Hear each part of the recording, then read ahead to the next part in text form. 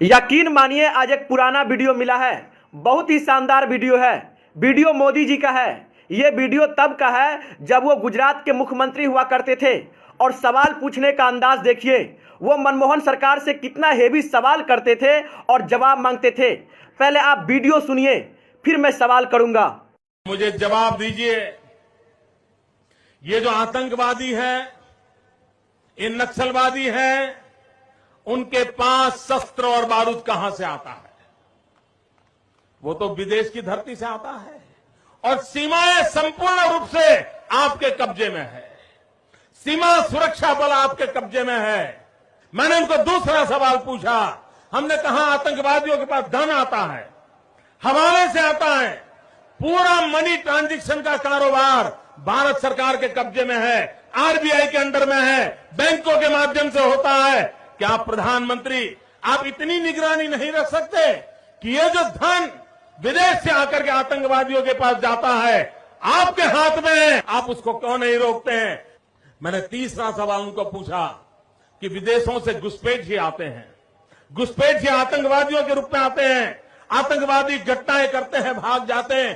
प्रधानमंत्री जी आप मुझे बताइए, सीमाएं आपके हाथ में है, कोस्टल सिक्योरिटी आपके हाथ में है, बीएसएफ सेना सब आपके हाथ में है, नेवी आपके हाथ में है, ये विदेश से घुसपैठिए कैसे घुस जाते हैं? मैंने चौथा सवाल पूछा, सारा कम्युनिकेशन भारत सरकार के अंडर में है।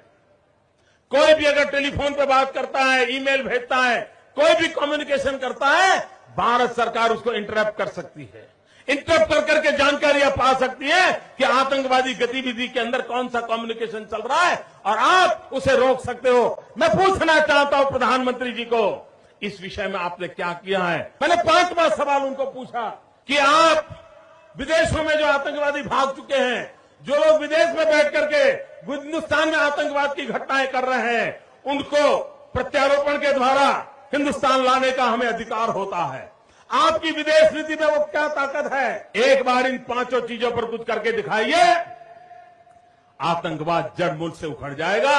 राज्यों के अधिकार हथिया करके राजनीति के करने के खेल छोड़ दीजिए। भाइयों बहनों, दिल्ली की सल्तनत के पास मेरे इन सवालों के जवाब नहीं है। कितना अच्छा वीडियो है, सुन के मजा आ गया। मोदी जी आप सवाल लाजवाब करते हैं। क्या पूछा है आपने? कृपया करके इन्हीं सवालों के जवाब आप दे दीजिए। जो सवाल आपने पूछे हैं, आज वही सवाल देश की जनता आपसे पूछ रही है।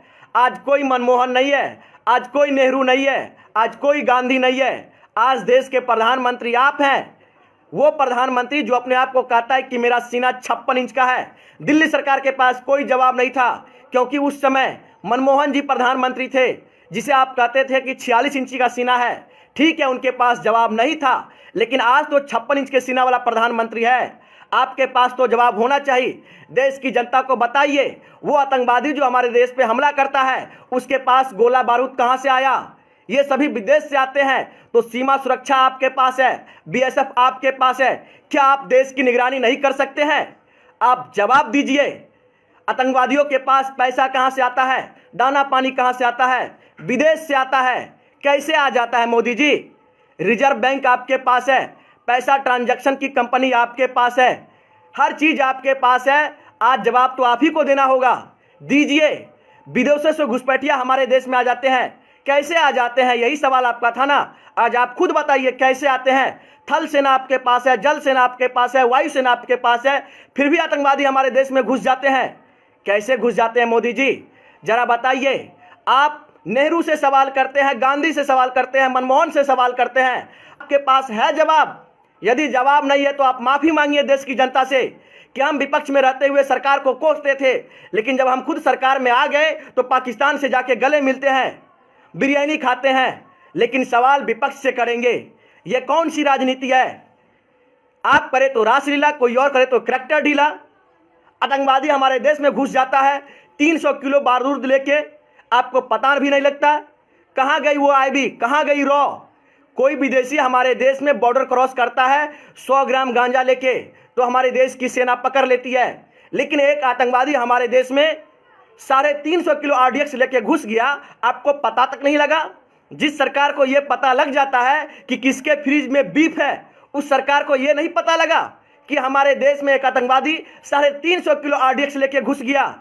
शर्म आनी चाहिए ऐसे ऐसे लोगों पे, जो लोग आज देश की जनता को गुमराह करते हैं, शहीदों के नाम पे वोट मांगते हैं। चुल्लू भर पानी में डूब मरना चाहिए ऐसे ऐसे लोगों को। मेरे बातों से सहमत है तो शेयर कीजिए। और कितना अच्छा सवाल था, यही सवाल मोदी जी आपसे है, आप जवाब दीजिए। आपके पास तो 56 इंच का सीना है, हमें उम्मीद है कि आप जवाब जरूर देंगे। सोनू सलमान ने आपसे सवाल किया है, यह सवाल मेरा नहीं है, देश की जनता का सवाल है। आप जवाब जरूर दीजिएगा और देश की जनता शेयर कीजिए, 56 इंच के सीना तक पहुंचाइए।